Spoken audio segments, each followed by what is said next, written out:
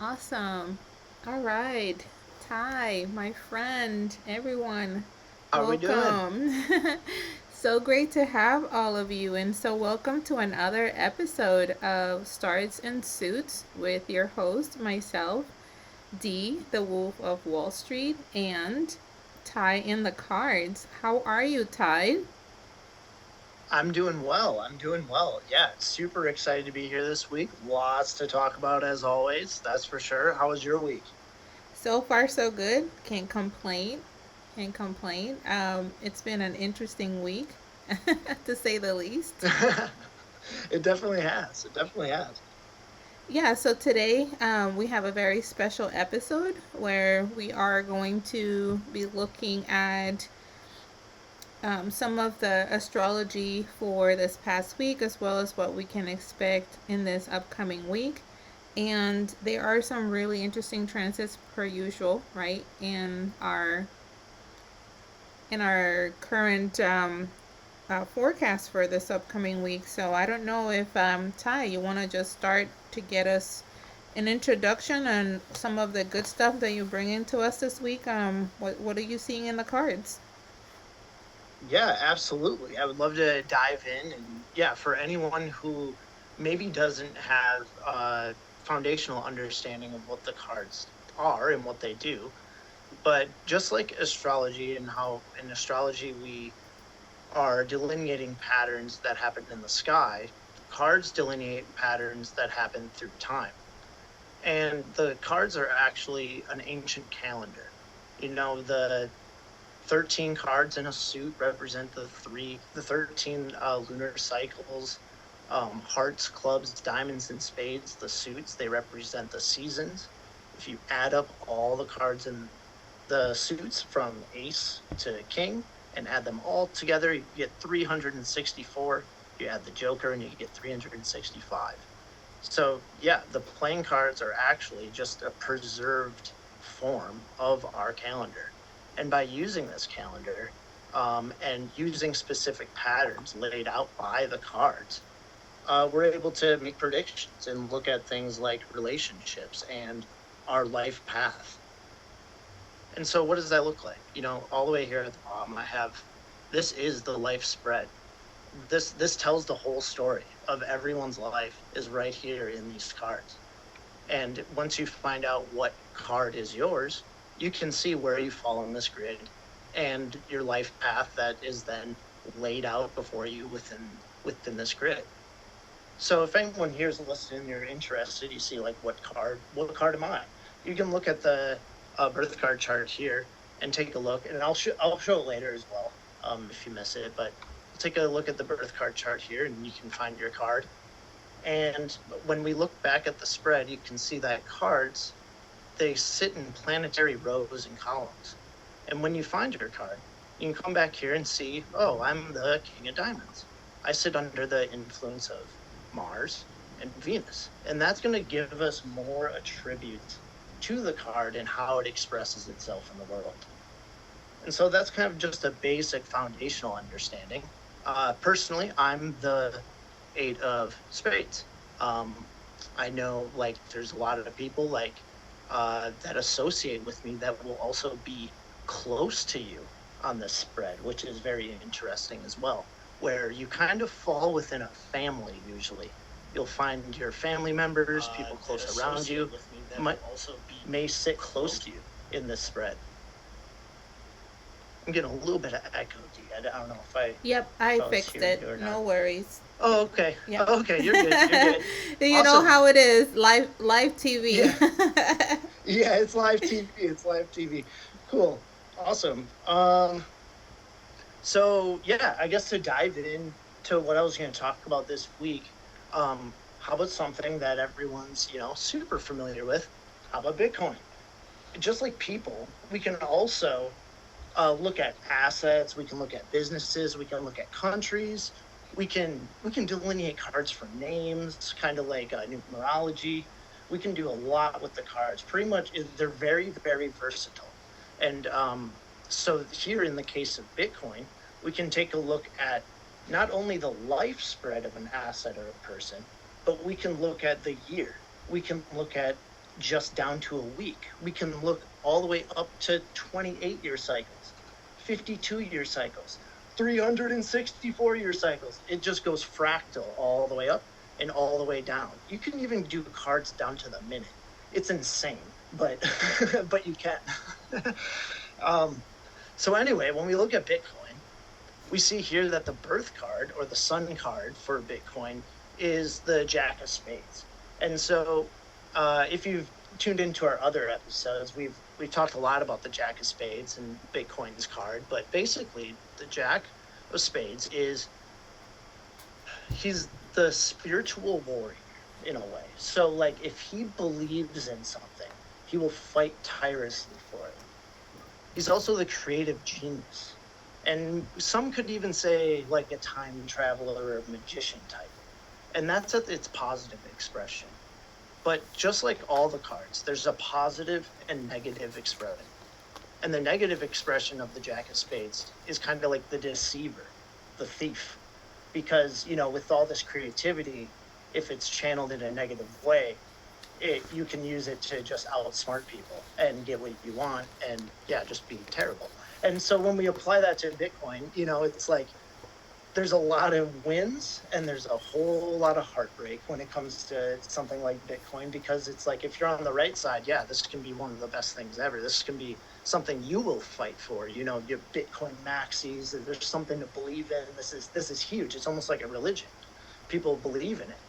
But on the negative side, you could just, get wrecked, lose everything on 100x leverage, to get your wallet hacked, It's like there's so many things that could not work out in your favor. That's for sure. Yeah, 100%. That makes a lot of sense. And it's interesting you talk about that energy can be used for good as well as evil, so to speak.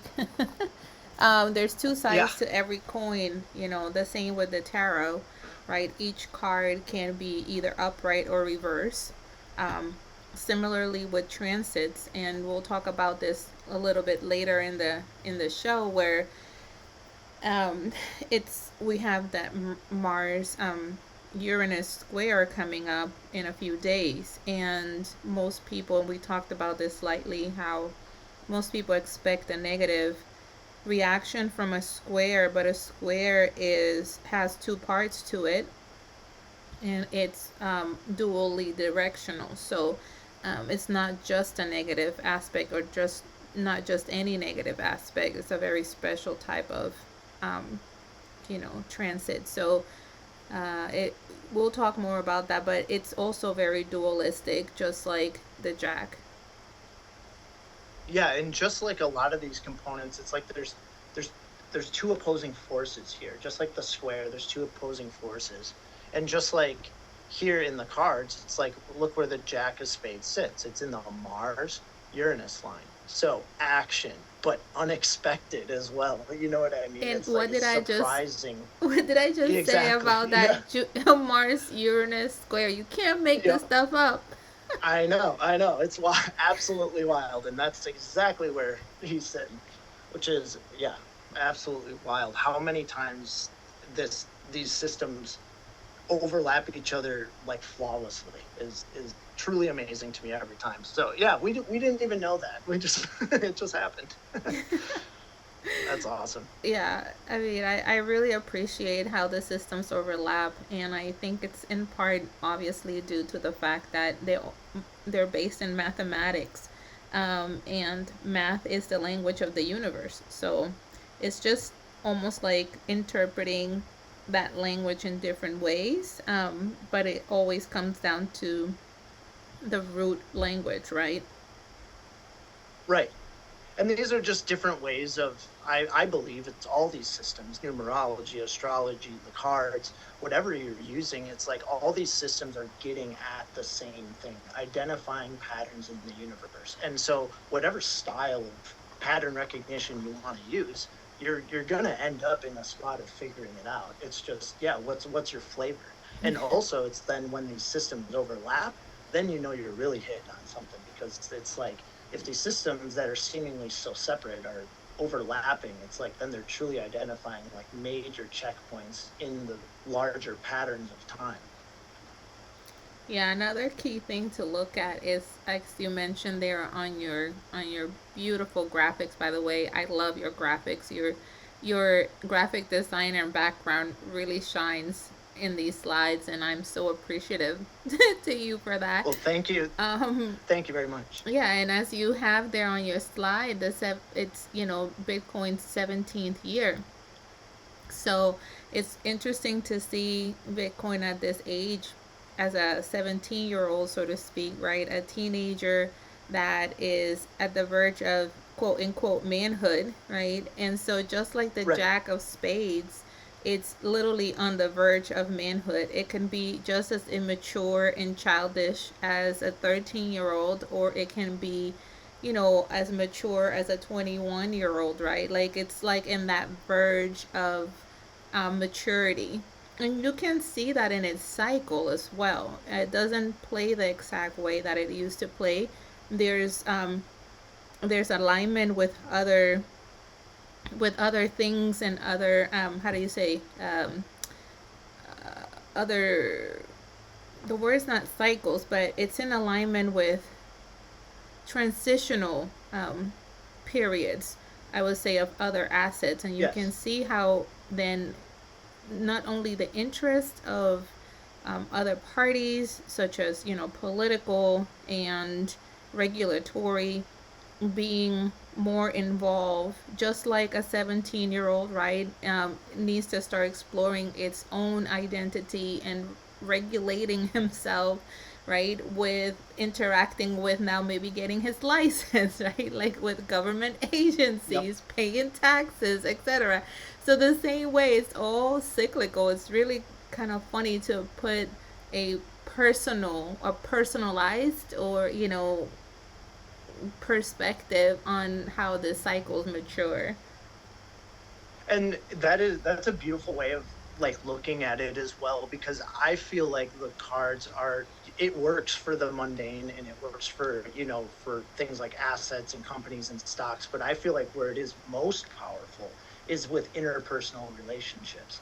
So, Mm-hmm. and like your personal life path, like people, it's the best for people. And so when you think of, yeah, these assets as people, that's a great way of looking at it, where it's like, yeah, this 17-year-old, yeah, he's facing, yeah, some things like nines and things like that. Well, I know when I was 17, I was facing, yeah, some endings, some life changes, some, like, you're figuring things out, you know what I mean? It's like you're stepping into the world, and there's there's that maturity that needs to take place, but also there's still that deep rooted immaturity that needs to be overcome. And so that's a beautiful way of putting it, Dave. Right, exactly. That's really interesting. But I'll let you continue with the Bitcoin. I don't know if you want to get into anything. I think you had a couple of other slides, not just the yearly card, but I think you had a Yeah, couple yeah, other slides you wanted to get into before we get into the weekly. yeah, totally. So, real quick, we'll just fly through. This is the 2026 spread for Bitcoin. And so we can just look at what this looks like in the chart. So, because Bitcoin is 17 years old, the grid for year 17 is different than this. This is like the master grid. You know what I mean? And so the Jack of Spades is going to be sitting in a different location here. Um, he's actually going to be sitting right here this year. So you'll see we read from right to left, and we'll go Queen of Hearts, Seven of Hearts, Nine of Diamonds, Nine of Spades. And I actually just laid it out right here because it's a lot easier to read. But the grid changes every year or every delineation of time. And that gives you a unique spread for that particular time. So in the 17-year spread, we have a Queen of Hearts in Mercury. And so when you apply that to like a mundane asset or like something like Bitcoin, it's like that could be something like good press, charisma, and like trust building, but it can also be kind of deceptive or like um there's not much behind it. Like it's a lot of talk with nothing behind it. And that's kind of the period that we've been seeing since January to now, basically, is like we've had a lot of, relatively like good news, I would say, around Bitcoin, but it hasn't really like performed well, which is very emblematic of the Queen of Hearts, where it's just like she's leading with her heart. Mm-hmm. This is a mother card. This is a nurturing, caring Mm-hmm. card that also is like, it's just a lot of positivity radiates from this card, and so like any sort of negativity, she's she's not going to receive it well. You know what I mean? So it's like she's going to stay positive, but underneath that, it could be troubling, emotional, volatile things, things of that nature. And Right. then very interestingly, oh yeah, go ahead. No, I was gonna say once again, it's that dualistic, right? Perspective. Yeah, absolutely. If you're female and this card comes up in your spread, um, depending on the position, but a lot of times this means motherhood or marriage or a new relationship.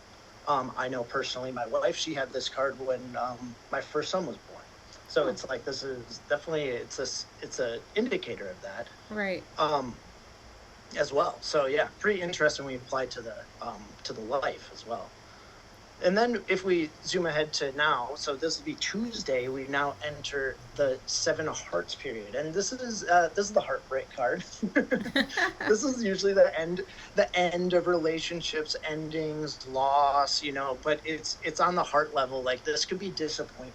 Usually it's like disappointment is kind of how this like Mm-hmm. manifests. So definitely a defensive period, I would say, that we're going into, Yeah. especially following with that Nine of Diamonds, because the Nine of Diamonds is like the completion of a cycle in terms of values, because diamonds represent values. So it's kind of like the ending of a monetary cycle. So yeah, these nines next to each other with this Nine of Spades, the Death card, this could be like bottom territory here of like where things kind of, this is peak fear. And Mm-hmm. then with the Ten of Spades, that's work. So this is the workaholic card. So this could be, we make a pivot, we form a bottom. We're putting in the work to then, um, maintain a new like form of support. And then the Queen of Spades, she's self mastery. So we could see some sort of like huge like regulatory pivot or Yep. some sort of leadership pivot that's going to change the foundation of Bitcoin. And then we close it with the the Six of Diamonds, which is karmic closure and balance. So it's like that kind of rounds out our year to balancing out basically all this turbulence that we went through all year. Right. Right. Like the roller coaster ride of 2026. Yeah, absolutely. And yeah, I'll fly through this next one. I know you got to talk to you, so we'll go through this next slide as well that I wanted to talk about, because when we look at Bitcoin in 2026, the cards move in a cyclical pattern of 52. So we can look at 52 years ago and see when we had the Jack of Spades again. And so 52 years ago is 1974. And 1974 is the year of Watergate. And that Yep. is when this is the Dow Jones. The Dow Jones sank 27%. So it's like this is a very turbulent year, is known as a major stock market crash year, which is very interesting to see that that's how we played the the Jack of Spades previously. Exactly. And Also, yeah, go ahead. yeah. Okay, cool. Yeah, sorry, I'm on a roll when I go with this stuff No, for go sure. for it. Go. I'm letting you do your Yeah, thing. I'll take yeah, notes. totally. Yeah, totally. Yeah, happy to. I totally want to hear what ties in, because I know that there's a ton. There always is. Yep. um, and very interestingly, is we were kind of talking about these pivot dates, Mhm. and if we go back here, we see these dates of like when we switch 52-day cycles to Yep. different planetary influences. And we'll see one is Tuesday, Yep. and another one here is, can you still hear me? Yes, I can hear you fine. Oh, okay. Yep. Sorry, I heard a weird beep. But you'll see that, yeah, so on these days we switch planetary influences, and we'll see November 11th here is when we switch into a Neptune period. Very interestingly, November 11th was the FTX date. Yep. That's also, and so this November 11th for Bitcoin specifically, based on its birthday, This is a major period. This is Neptune. He governs illusions, your dreams, spirituality. And we had a major shock to the system then with the King of Spades. And the King of Spades can be brutal. Like we talked about last week, he can be brutal. He's holding that sword. Like, he is the equalizer. He Yep. finishes things. He's the last card in the deck. And we also had a Nine of Spades in Jupiter. So it's like, that's death, but it's in Jupiter, so it's for the better. This had to be wiped out. You know what I mean? We had to clear this garbage, you know what I mean, to move forward. Yeah. And yeah, very emblematic of where we're at. Yeah, 100%. It's really interesting. I also was looking at like the FTX situation. We were discussing all of the similarities and differences, because a lot of people are comparing 2022, the end of that cycle, with where we are right now. And although there are a lot of similarities, there's also a lot of differences. So it's just something to keep in mind with regards to that time period. But I really love how you mix those, kind of point those things out. If you go back to the previous slide where you have the yearly spread for Bitcoin, I want people to take really important notice about those dates, because they will be very, very key this upcoming year. And it blows my mind when I see the spread and the dates on the spread, and then the dates on my yearly calendar for BTC. Yeah, I won't say much, and I won't go into too much detail because that's not the point of today.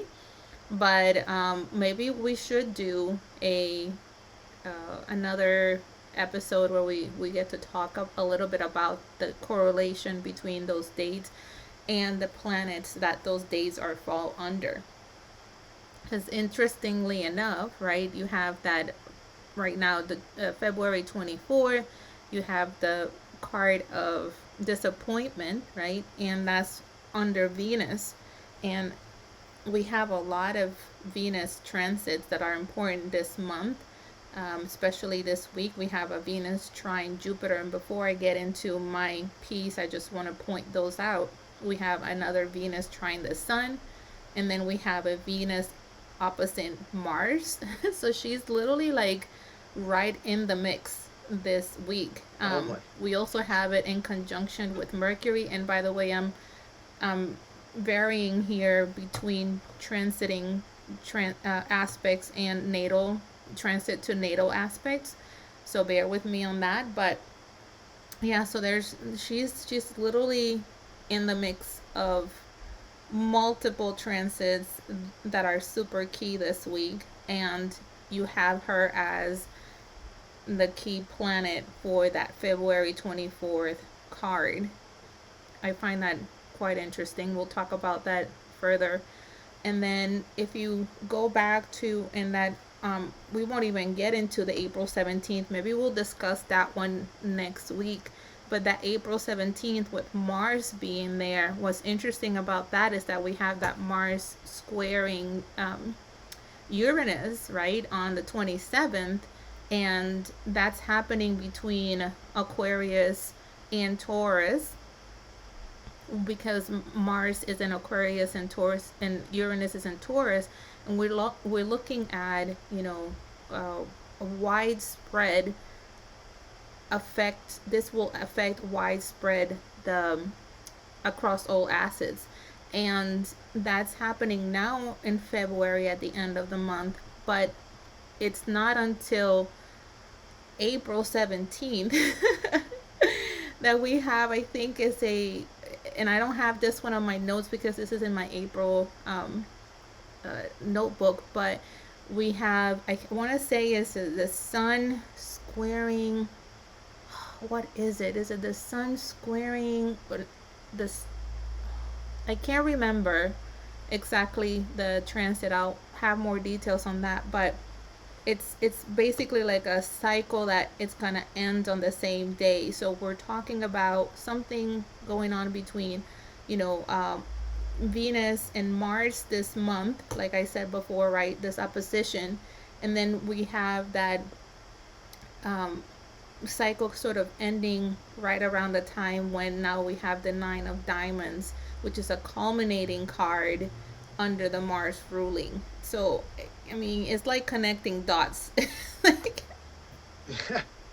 What's also very interesting is that these two cards are connected. Is the Seven of Hearts and the Nine of Diamonds are connected as well. I'm And not because they surprised. share very similar attributes as well, because on the flip side of the, card of disappointment, this can also be just like any seven. It's like you become the source of something to believe in. You know what I mean? We Mm-hmm. see that here with Bitcoin, the Jack of Spades, the spirit card for the Jack of Spades is the Seven of Clubs, which is like an idea to believe in. You know what I mean? It's spiritual initiation in a way. So when you take the spiritual warrior aspect of the Jack of Spades, he'll fight for anything if he believes in it. Mm. Well, in his mind, he has the thing that he wants to believe in. Mm. So it's like, yeah, these all tie together. These sevens Mm-hmm. and nines, they're brother and sister. That's so interesting because when you look back at when BTC was born, right? It was in the verge of the 2008 crisis that then led us into 2009 and 2010 as a potential recovery. The same way that they build the problem, they create the solution and then they sell it to you. So, um, so I find that interesting because Bitcoin was born during a time of very much spiritual spearing, right? Like it's about like believing in something and creating a solution to a problem and solidifying, making that, that idea or that dream or that illusion, inspiration into a reality, right? Bringing the non physical into the physical, and that's pretty Yeah. much kind of like where we are now in representation to this particular, and with the sun, I'm sorry, with Saturn conjuncting Neptune recently, it's all sort of like in alignment, because this week, well, I won't get into it. I'm about to go into this. Sorry, I almost got into the week in astrology, but keep going, brother, keep going. Oh, you should keep going. Yeah, No, no, yeah, no. I'm okay. Yeah, no, I'm loving it. That is absolutely wild, how these line up, but then also it's like the planetary influences that we have going on, and then not even the fact that it's like it's the period that Bitcoin's in, because it's at the start of January, so we are going to follow relatively the macro cycles here, but Mm-hmm. it's still very interesting to see them in the sky and see the different aspects. One of my favorite things when you talk about the aspects is we talk. Oh, I still got my little, Oh, that's okay. You still can got leave my them there because we're gonna scribbles. keep Yeah, going back and forth. yeah, yeah, totally. But you can see where, like, if you have, I think you said Saturn and what was the other one? Neptune. Saturn and Neptune. Yes. Yeah, so that's the Queen of Hearts, and then it's like, but then it's also Saturn and Neptune, also the Eight of Hearts. So it's like you have, oh wait, sorry, six of clubs and the Queen of Hearts. So you have the messenger of truth, and then you have the mother. So it's like that's a very interesting combination when you take these two. Hmm. That's really Um, interesting. yeah. So it's like you can see how the planets will then form their own stories in the cards on the life spread as well when you take those aspects. One of my favorite things. Hmm.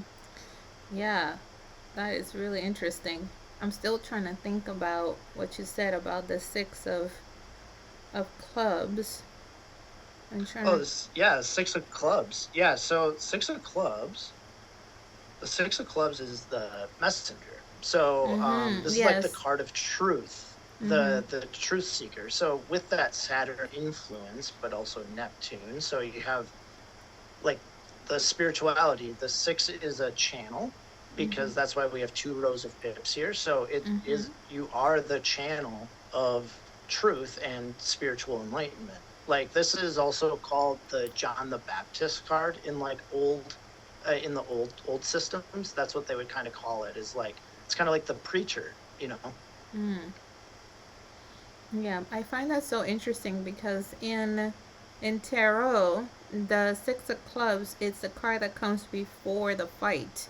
The seventh line, it's quite combative, and so it's almost like it's sometimes referred as the calm before the storm. Yep, And totally. yeah, and so I can Because these are Libra cards. So it's like, yeah, this is balance, you yeah, know? I can see that. Similarly, it's, in the Saturn line. And so, with Saturn being that calm figure, right? That solid foundational figure, um, right? Like you said, like I said before, the calm before the storm. So, we literally just had, the eclipse happened the other day, giving all that energy coming forward that we're now digesting this week. So to see that also brings a really interesting point about what we're in transition towards. Totally. And like the highest expression of this card could be the delivering of the message as well. But like, if you think about it on a personal level, this could also be, you know, just rationalizing things and figuring things out on your own. Like, especially with like all the crazy news that we've had happen in the last couple of weeks, it's like a lot of people's worlds have been turned upside down. And this is kind of like rebalancing that. There's a lot of noise in the world. And so it's like, who are you? This is almost like recentering yourself as well. It's also on the bottom tier of the foundation there, which I find Mhm. also interesting because I mean these cards are laid out in a particular manner, and they're very significant of where they are laid out. This is not random. This is mathematical. Is This is precise where they Yes, are for sure. yes, Yep. yes. Very, very interesting. You want to go back to that FTX um, Yeah. card that you had there. I wanted to bring something up about that. Let me take a look here at my notes really quickly because I was doing a little bit of research. We were hoping to bring to people today a comparison, once again, going back to what we were saying. So, Mercury recently, the last Mercury retrograde was in Sagittarius. And the last time that this occurred was during the FTX collapse in 2022, November 2022. And so it's really fascinating to see that we're going to have another Mercury retrograde now, but a lot of people are comparing the current price action to the November 2022 drop down, and they're expecting, price to go to 40s and 30s, and because they're expecting two more drops, etc. But when you do a true cycle comparison, not just an observatory, using your visual eye just to observe the transit and its correlations, there's more to it than just observing. You have to understand the cycles as they are in a mathematical and astrological way. And so when we look at that, there are some similarities here in March, but not as people see it. And we wanted to talk about that today, but um, it's gonna take a little bit more research, at least on my behalf, to be able to bring that to you guys. So for now, um, we are just gonna have our regular discussion, but maybe in the upcoming days or weeks we will bring that up again, since we're still gonna be in the middle of March. But I'm just looking here through my notes of my current research as it stands. One second. Okay, so it's It's also really interesting yeah. while you look at that is we'll see that we had that nine of spades in Jupiter during the FTX time, which is the rebirth for something better, but the forceful death, and Yes. that's something we also have this year is the nine of spades in Jupiter. That's Oh, in June, so we got some time yeah. to prep, but yeah, very similar spread layout, which is another interesting correlation there. Well, that's really important you said that because that's another date people want to put in their calendars as literally Absolutely. the ninth of. And for those of you who are more familiar with the tarot representation of that, that's the nine of Swords. swords. Thank you. And that's the person sitting on the bed with their, crying and worried and on the bed with the nine swords across. And it's definitely not the kind of card you want in your deck when when you're looking into the future. But that's definitely something to really keep in mind for June 8th, everybody. Just saying. Absolutely. Thankfully, though, Jupiter is probably the most beneficial position that this card could be in. And I think we see that how it was echoed through FTX. Like, yeah, the price action is absolutely brutal, but like when we're talking about like the Well, life of yeah, the card, yeah, yeah, we're talking about this was necessary garbage that needed to be eradicated. You know what right. I mean? So it's just, yeah. Well, I just wanted to And point so, point out to people that that that expectation, and this is why cycles matter. Not just observing it on a price chart, but really understanding how they play. That drop that people are expecting from that FTX, similar to FTX, won't be until June 8th, which is why it's so interesting to see it in the same position on that date. absolutely, especially only 4 years later. Like that's a wild layout by the quadration of the deck. You know what I mean? Mm-hmm. That you would get that position twice at all, to be honest. But Mm-hmm. to get them twice this close to one another is very abnormal. That is so interesting. So, if you want to go back to the slide with Freeman, so I Yeah, was making some comparisons with the astrology of the FTX collapse and the Mars astrology.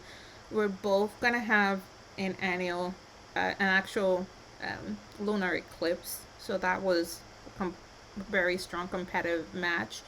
We also are going to have a Moon Uranus transit going on at the time of the eclipse. Back in FTX was a conjunction, and then now in March is going to be an opposition and is on the same date, which I find also quite interesting because if you are familiar with astrology and transits aspects, so the 0 degree conjunction is in complete 180-degree opposition to where the current transit is going to be. So it's also half of a cycle. And so a lot of people are expecting perhaps that this lunar eclipse is going to be exact the to the one that occurred on that at that time, but it actually can bring the opposite reaction because of that opposition of the moon in Uranus. Similarly, back then we also had Mercury in an inferior conjunction, and we're going to have an exact match on March 10th, which can have a very similar impact to the November 8th date of 2022. And we also have another post eclipse transit, which is the lunar VOC, that it's happening another 20 hours or so post eclipse. So that's all literally within, I mean, that's very precisional occurrences that are all in the same area. And then you have another Venus transit that, even though back then it was the Sun squaring Saturn, this time it's Venus squaring Saturn, it can have a similar energetic imprint. And let's see what else did I took notes here. Yeah, and then you also have the eclipse signs being different. Back then was in Taurus, this time being in Pisces, I believe. And so again, from a bearish divergence to a bullish divergence. So that's gonna be it's gonna be interesting. And then we have also a Sun Jupiter transit happening, which is potentially also bullish. So even though people are expecting things to go in the same manner, might not necessarily be the case. So just something to keep in mind for this upcoming eclipse in March. Yeah, definitely. I mean, oppositional forces like that, it's like, you know, doing the opposite of the previous pattern is like a common pattern. If I don't know if I worded my words correctly there, but it's like it's also very emblematic of this, Jack of Spades, where it's just kind of like it's the sleight of hand. It looks like it's for sure gonna go one way, and then all of a sudden, drop of a hat, the coin flips, and everything's going the other way. You know what I mean? Mm-hmm. And kind of interesting when we were talking about the Joker and the Fool and stuff in other previous episodes as well, where it's this unexpected, Uranus heavy type energy where yeah, just anything could truly happen. Just like with the cards, like there's two expressions that could happen here. You know what I mean? Like there's Mm-hmm. some that have a very weighted feel, like the nine of spades. It's like it's very weighted towards one thing happening. But like a a nine of spades, like in a personal spread, it's like that. Yes, it could be bad, but it could also be very, very good. It's going to be turbulent one way or another, but it could be a very good thing in your life as well. Mm-hmm. So it's just a matter of how it's expressed. And, when we lay the market on top of this as well, now we're laying herd and group psychology on top of this energy as well. So it's like, how's the majority going to interpret this energy? So there's multiple layers here, but it can truly be expressed positively as well. What what's up with the King of Spades there in the Neptune position? Yeah, so we have the King of Spades here in the Neptune position in for age 13, and in age 17 actually, we also have the King of Spades in the 13th card position, which is called the Phoenix card. So that's the transformed self. Hmm. So we go Mercury, Venus, Mars, Jupiter, Saturn, Uranus, Neptune, Pluto, result, Mm. Moon, Crown, and Phoenix. And so we also have the King of Spades here, which is, like we talked about before, the great equalizer. He's the last card in the deck, So it's Mm-hmm. just like one way or another, the scales will be balanced. So like this can be an insanely positive card, like for yourself, if Mm-hmm. you're on the track of career advancement or overcoming a health issue or like something like that. Under this energy, anything could happen. But if something needs to be cut out of your life, it's just like the nine of spades. Yes. It will forcefully rip it out of your life. And Yes. so that could be something that we see here where it's like there could be a unseen hurdle that we have not encountered yet that could be coming here in the Mars or Jupiter, Saturn period that we then overcome with the Queen of Spades, which is the card of self mastery. That's So it's like so you can kind of interesting. see how there can be a problem, and then work is put in, and then it's overcome. And Yes. so there's a story being told here. That's really interesting with that April 17th card. Yeah, Absolutely. that's really interesting. I'll take notes for the next time we converse so we can bring some other stuff back up and tie it back in. Well, Yeah. we're almost halfway through our our episode today. I don't know, do you want to get into your weekly spread, or do you have anything else to add? Yeah, well, I can take the reins. You can talk about the Astro if you'd like, and follow up with our weekly spreads for the cards. Okay, that sounds good. I'll just do a quick overview, and then you can give your cards. I always like to tie in the day to day to the cards when you're talking about them. So I'll just give a Yeah, quick a quick overview of what we're doing this week. And so, very quickly, we just had obviously this major transformative Saturn Neptune conjunction that everyone was talking about.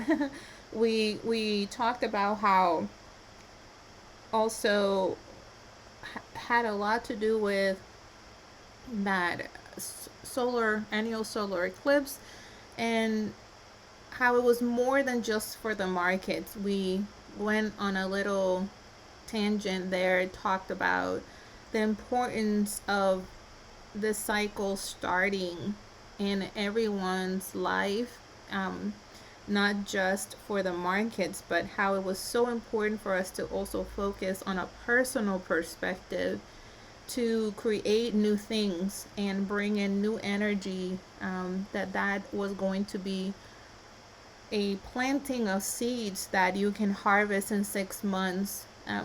Literally, what we're buying or DCing into in this time from February, March, and April, we're gonna see it come to fruition in a few months. So, um, whatever we put our effort, our energy into, it's gonna be key around this time. So we talked a little bit about that, and we talked about how it's it's an integration now of that energy. So from investing in yourself, from realizing that you have all these thoughts and dreams and aspirations, desires being highlighted, through Neptune, now being brought to the 3D through Saturn. It's a time for solidifying some of those things, right? Not just dreaming about the possibilities, but actually putting the work behind it. We talked a lot about that.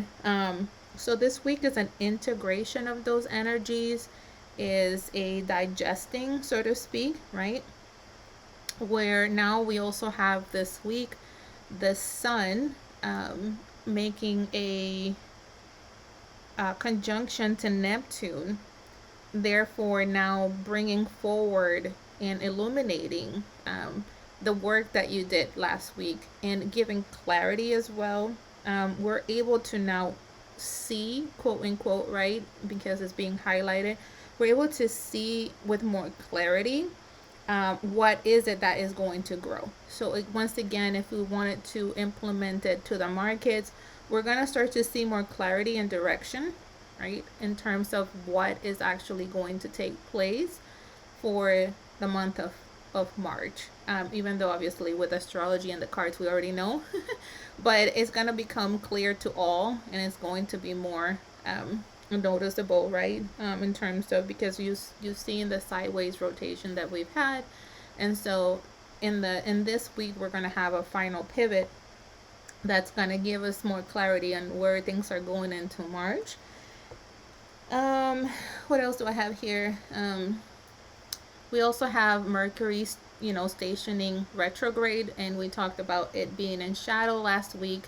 Now being fully retrograde, it's going to start forcing us again to review and revisit and reconsider, all of the moves and plays that we've taken up to now, and how that's going to impact ourselves in the upcoming future. It's also a pivot, literally pivot time for the markets in the end of the month into the spilling of the first week of March. And we'll talk about that, as a day by day when you start talking about your cards.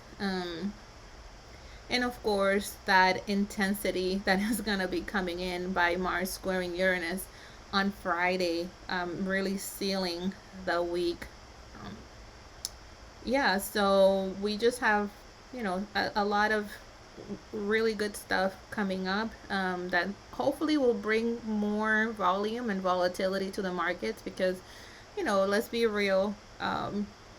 Even though we're swing traders, I mean, at least in my group, we like to take some of these short time moves that we can make a little bit more money while we wait for the larger moves to play out.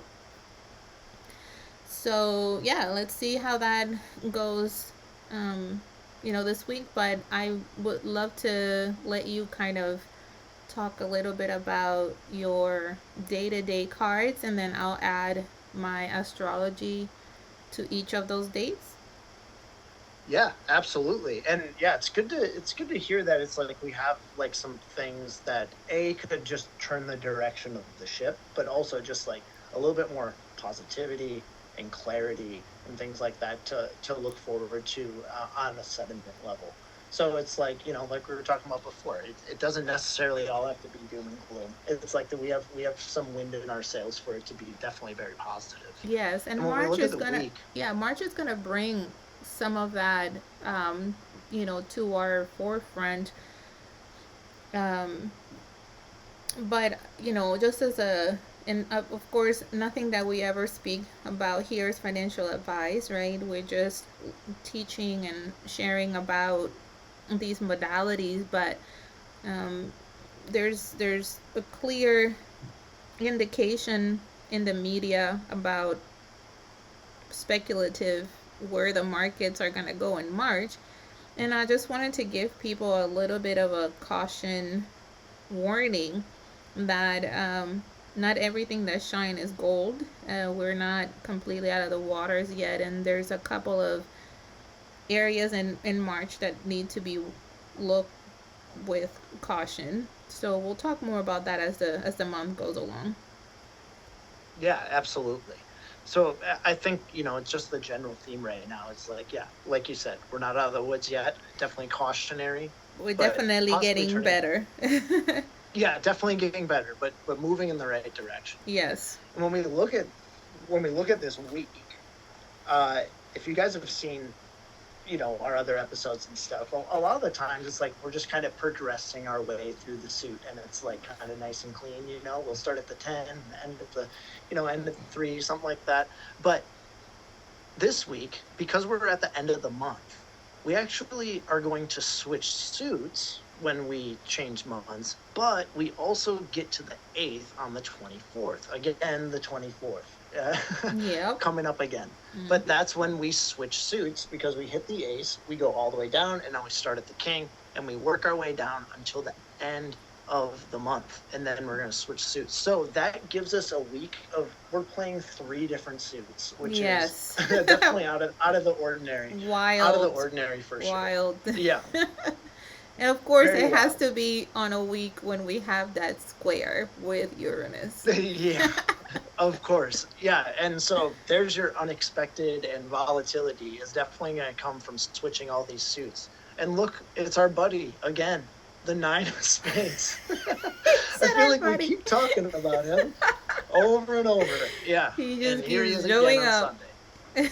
Yeah, absolutely.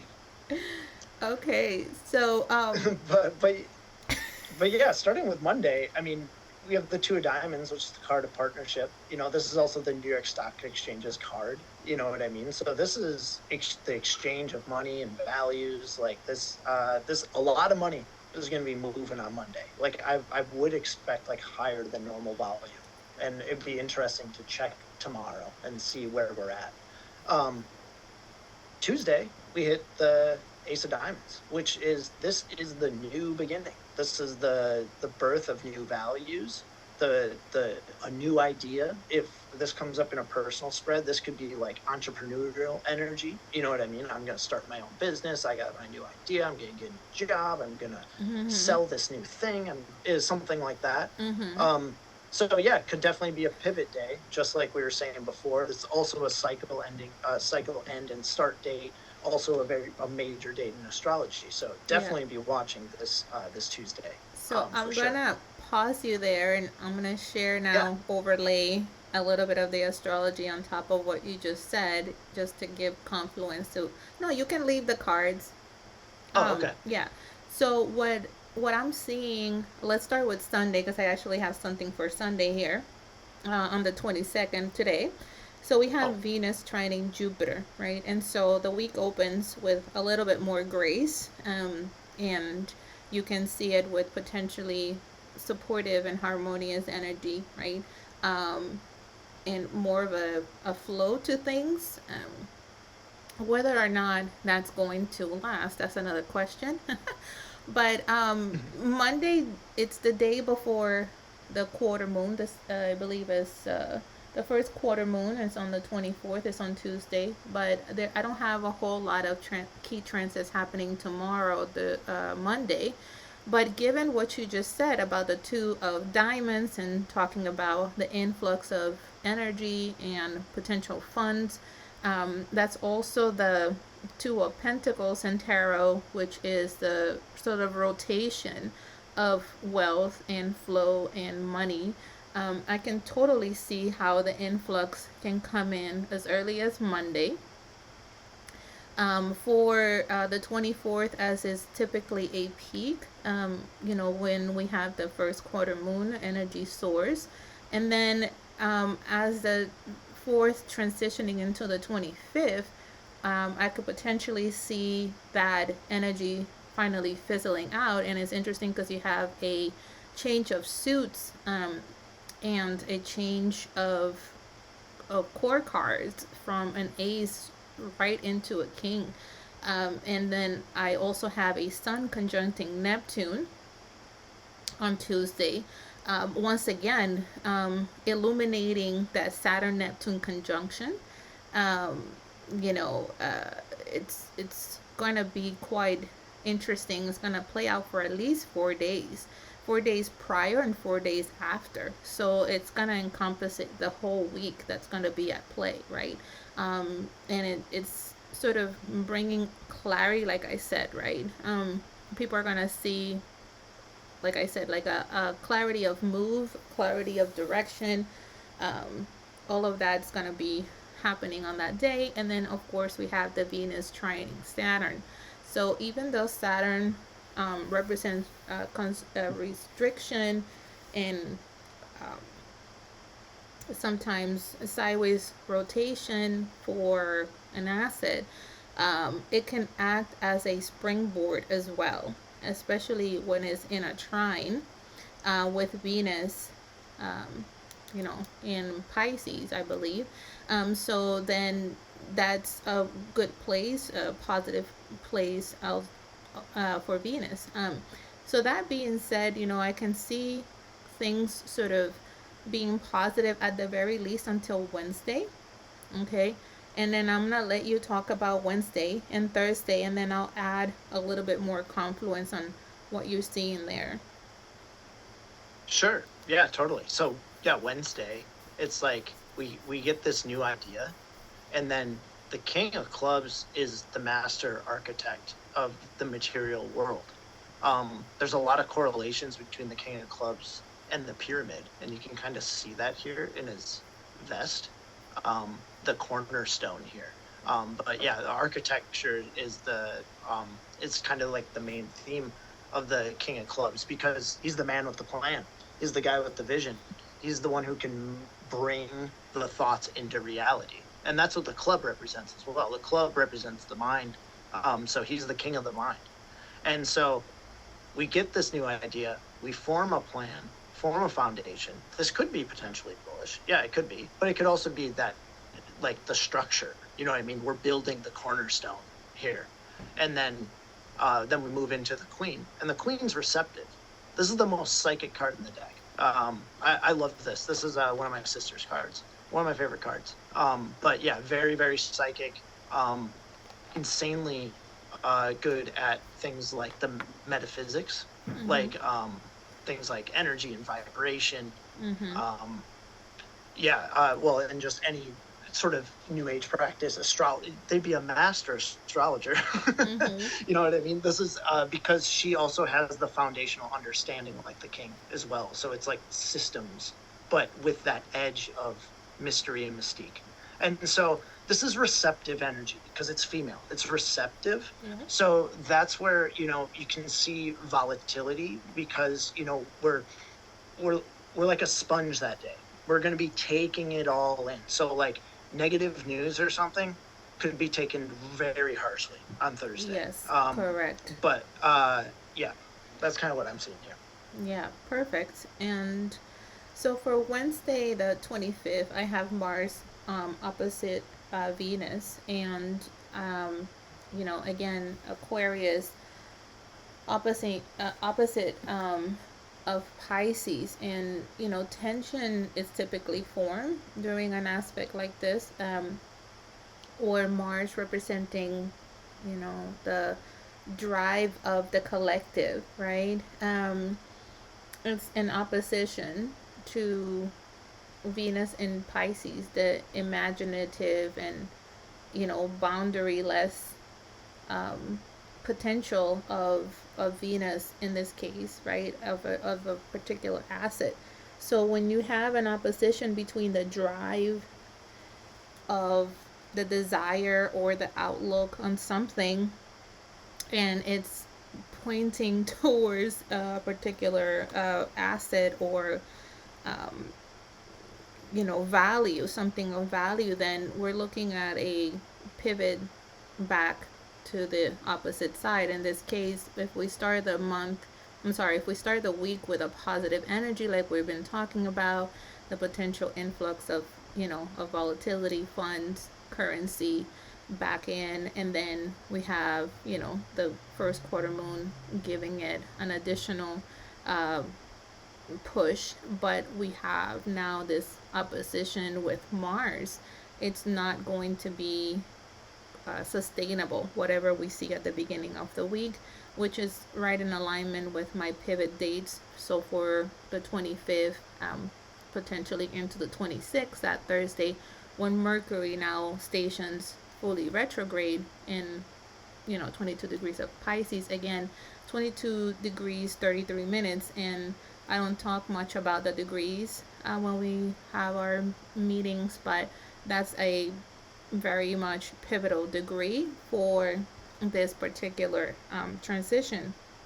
And so it adds to another trigger for a pivot to the downside from whatever positive energy we might have at the start of the week. So it's a time for a 3-week period of retrograde action, and it's going to last until the 20th of March, which I've been putting in my feed about how that's going to be another key date and key pivot for March. I've been hinting at what potentially that can look like, and so now you know why. So even though March has the potential of having some bullish momentum, especially early in the month, towards the middle and end of the month, not so much. So just to be super careful for this time all the way from the 26th. And I see you switch slides. Do you have something to add to that? Oh, I was just looking at those dates you were talking about in March. Oh, okay. It's just seeing what kind of what we had coming up. You know what I mean? And yeah, some of these days where we switched to diamonds and then to clubs. But yeah, very very very close similarities between the two. Yes. Yep. So we will have some, potential a positive momentum in March for sure, but just some things to keep in mind will be like the middle of the month into that 20th date pivot there, which I've been talking about in my feed. And then I'll let you get on with the weekend, and then I can add my 2 cents for that. Yeah, sure. So yeah, the Jack of Clubs. Some call him the time traveler card because he's creative with his mind. He's a creative genius, very similar to the Jack of Spades because yeah, they're both blackjacks. But I would say that it's like rather than deceptiveness or thievery, like the Jack of Spades negative side, the negative side of the Jack of Clubs would be like lying or like dishonesty. You know what I mean? Because he is at his highest expression supposed to be a beacon of truth and nobility and bravery. You know what I mean? This is like the when you think of like the medieval knight riding in on the white horse type thing. Mm. It's like it's the Jack of Clubs and the Jack of Hearts are those guys. You know what I mean? And so here, when we apply it to like the market, it's like, yeah, it's creative. It's very, very creative. Jacks are 11s. So it's like this can also go either way.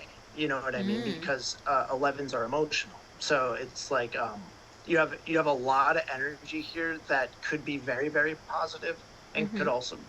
could also be, yeah, it could be deceptive, like negative news or even fake like negative news like could come out. Like I remember that was a thing for the longest time, and they talked about the fake exchanges collapsing and stuff like that. And then everyone would panic.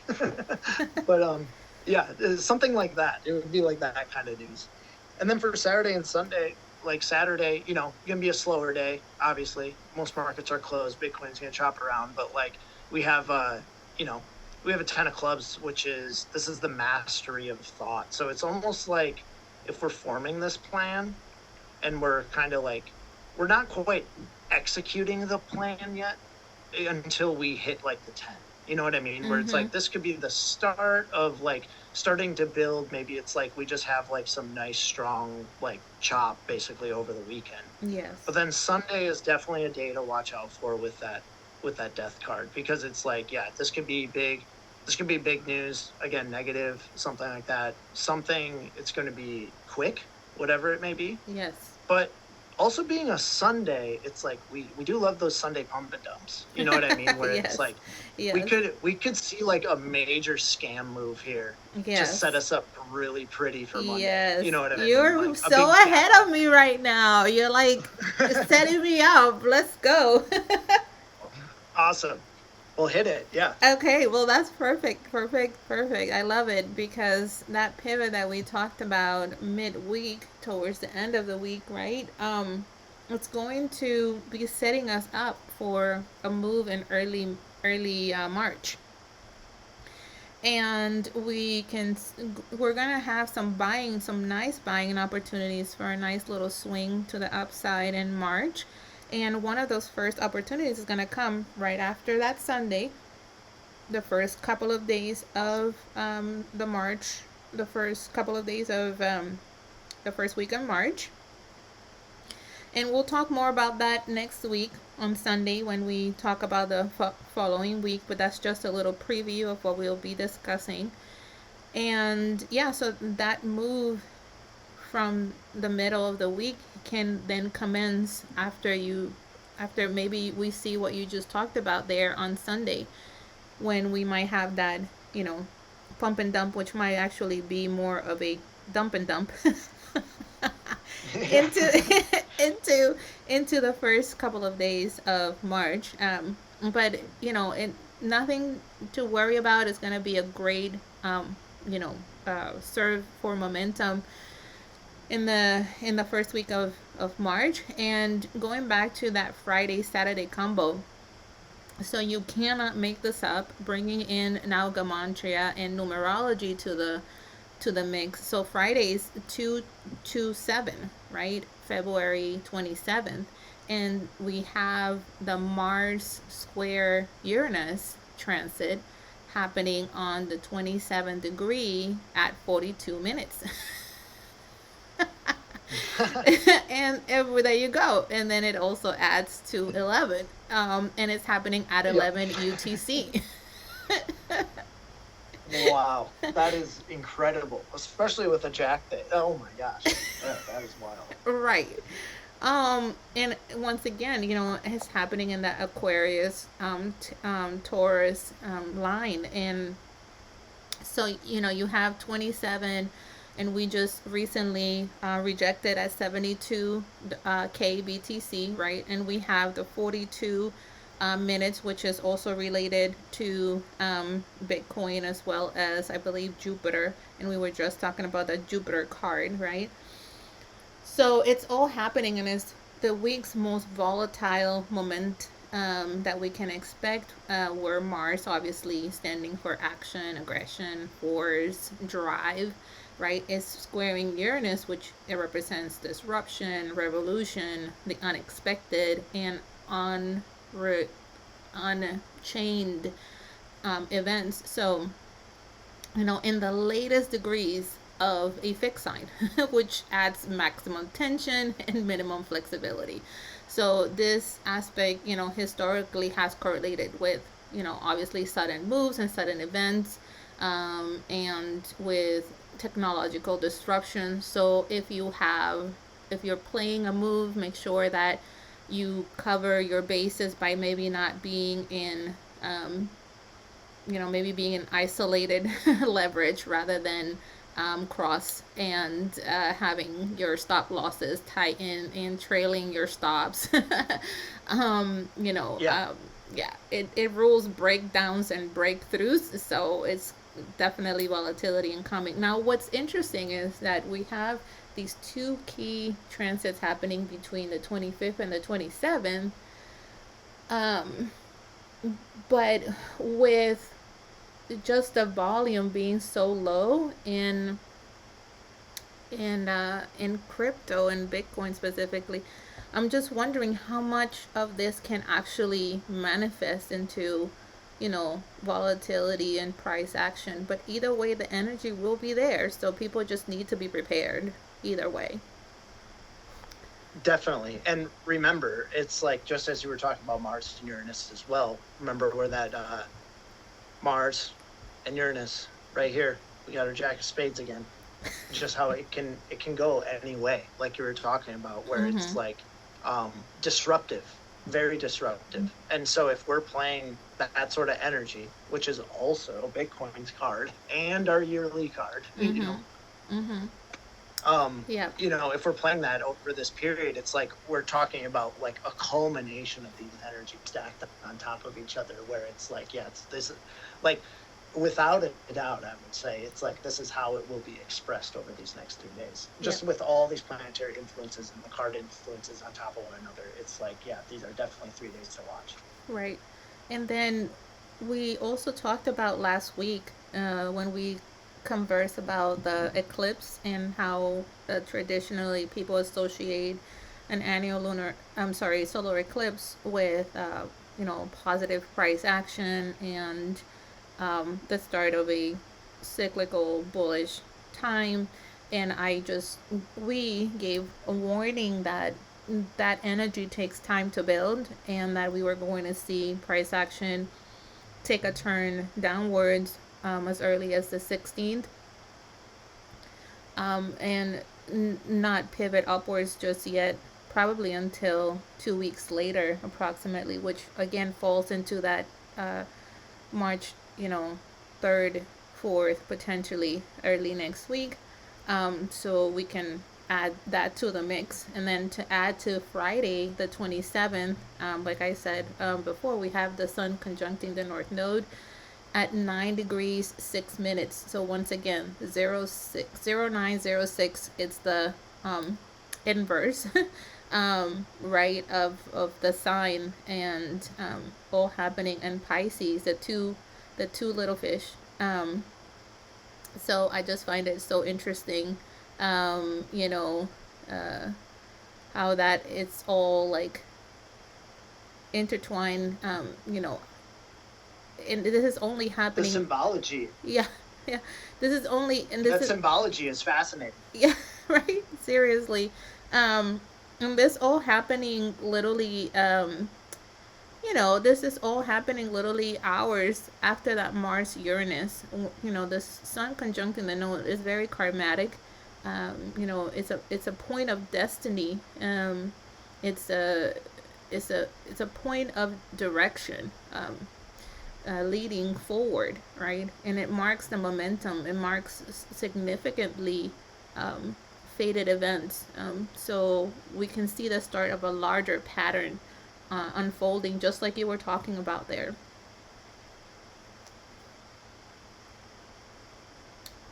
Fascinating, D. Mm-hmm. Every single week, I have my mind blown. Yeah, if you guys don't know, it's like we do a very very brief chat before these episodes. So like a lot of these discoveries that we come up with, and we see like these overlying patterns. This is live.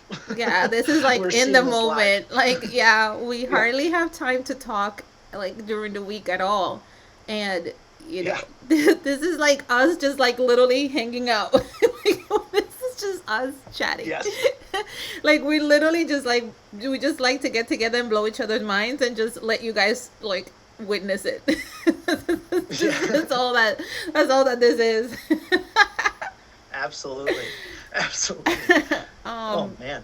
But that being said, like if anyone has any questions or anything like that, yeah, feel free to leave comments on the stream, talk in live chat, whatever. Like happy to answer you guys' questions live here as well. I know, we just Moving get so forward. into it. I'm not even paying attention. Let me see. I know, I know. Yeah, it's all good. But yeah, it's like we said, before, it's like a lot of this stuff, especially when it comes to the cards and stuff, can be most powerful on the personal level. It's like, when's your Jupiter period? When should I be playing the market the most? You know what I mean? Or like, when's my Saturn period or my Neptune period? When should I, maybe take her easy, half size, something like that, or cut my plays in half. It's like those things are great to identify.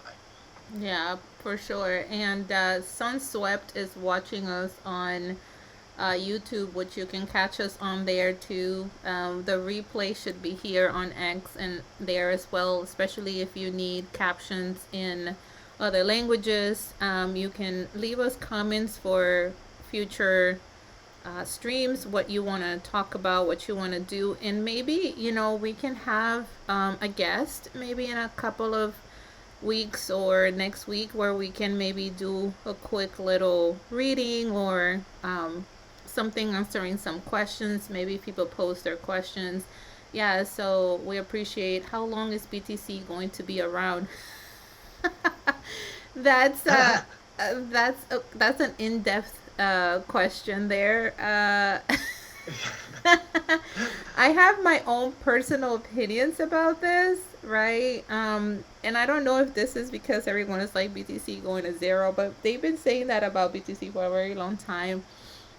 Based on the chart, I see BTC as not what most people see it as in terms of a store of value.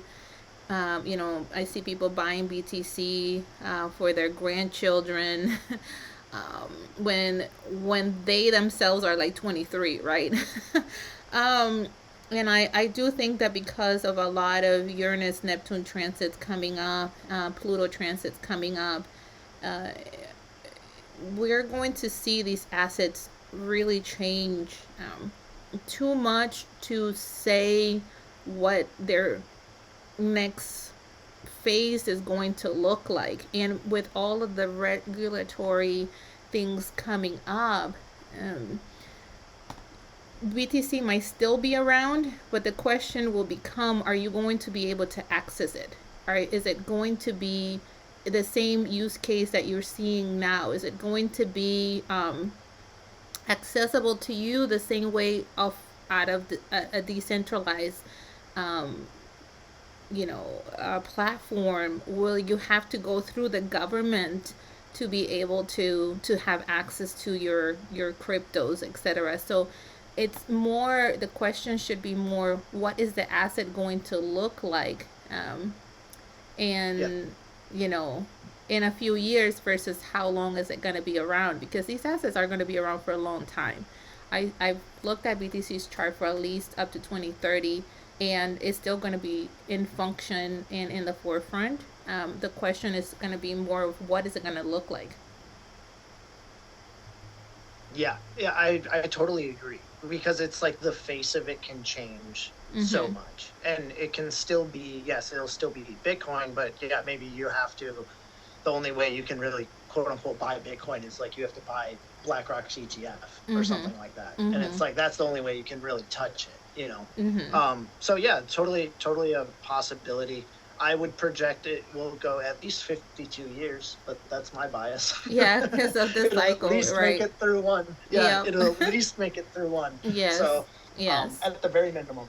Yeah, and it's 17 years old. It's still, it won't even come to its Saturn uh cycle, this next Saturn cycle, for another 12 years. So uh it has time to still mature and run its course before it even gets like a shock to the system. Totally, totally. We're still maturing. Yeah. We're a teenager. Right. So let me go back to wrap up the Astro for the weekend. So again, on Saturday, continuing to what we were saying here, we have on the 28th, Mercury conjuncting Venus.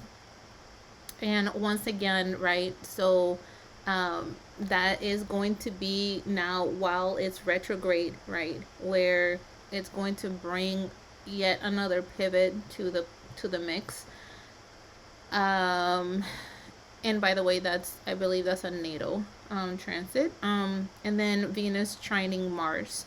So once again, another combination. So we can potentially see a small little bounce or a few, green moves before we take another move down on the first or so, into the third and fourth of March. So that kind of wraps up the weekend for us. Just you really gotta keep your eye out on that Thursday transit for sure. But the weekend can still be very choppy into the end of the month. And that's all I Cool. have. We're looking forward to March. That's for sure. And yeah, that just about wraps it up for me too. Yeah, I'm ready to get out of the chop. I know that, but Yeah. Well, March is looking a lot smoother directional wise than February was. So I think everyone is waiting for a little bit of a, you know, of a, how do you say, of a smoother transition from March, and there will be a couple of periods of great buying opportunity to take into April and May.